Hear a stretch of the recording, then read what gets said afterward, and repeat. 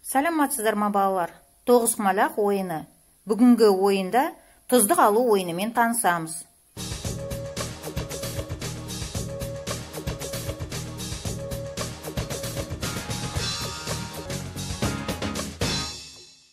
Тұздық алу үшін жүріс жасаған кезде қарсыластың екі құмалағы бар отауына таратқан құмалағыңыздың соңғысын түсіру керек.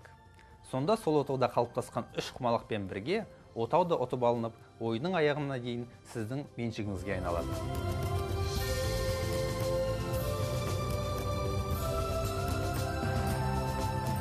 Тұздық ережесінің үш ерекшелігі бар. Біріншісі, тұздық ойында бір рет қана алынады.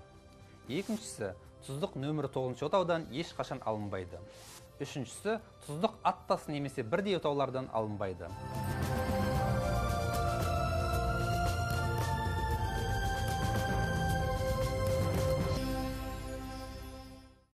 Көк мойын.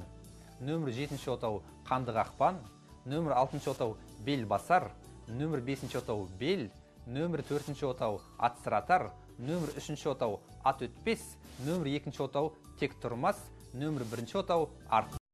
Ойын ережесін еске сақтай отырып, тұздық алу ойынын үйренуіңізге болады.